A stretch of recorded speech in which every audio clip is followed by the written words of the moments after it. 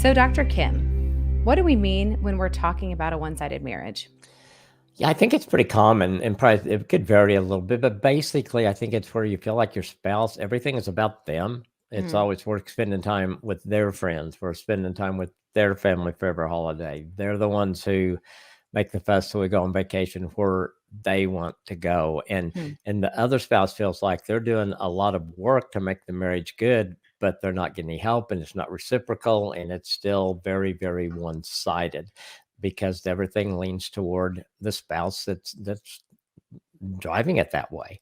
And so it becomes very unhealthy over a period of mm, time. And I think it's almost not even recognizing the fact that you're married to another person. You're not mm, married. You didn't marry a robot. You didn't marry someone you didn't marry a servant or someone like that. You married a person that was to do life with you, mm, not to do life your way, but to do life the way God would have for the two of you to do it. And when you get off of that and it gets one sided, it gets really complicated and really unhealthy and really not much fun to be married in that mhm. situation.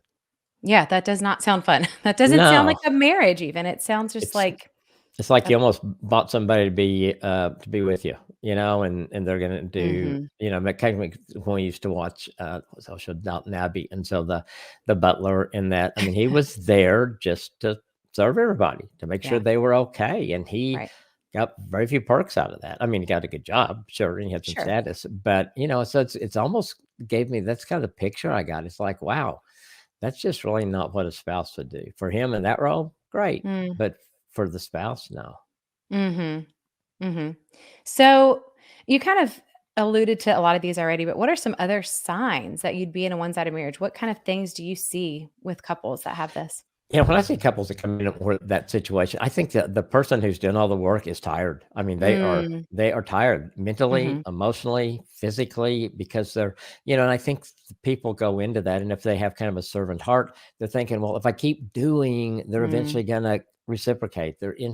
gonna come alongside me. They're gonna walk through with me, and then they don't, and so then they get disappointed, and they don't feel like we're equal. It's like they're up there and I'm down here. And so it's a very unbalanced relationship. And I'm spending all this time trying to make my spouse okay. And honestly, in a situation like that, you're never going to make them okay because they're always going to Mhm, have something else they expect you or want you to do or try to manipulate you to do. And I think those are the areas where it really becomes unhealthy. I mean, we're all mhm. selfish. I mean, early marriage, I wanted Nancy to, we probably were both kind of one sided trying to figure if you looked at it, that definition until we realize that this is not going anywhere. This is not working for either Mhm. one of us, and so we've got to learn how to do this together. And so, I think when that happens, and it's not reciprocal, then you know that you're in a one-sided marriage. Mhm. This isn't balanced at all.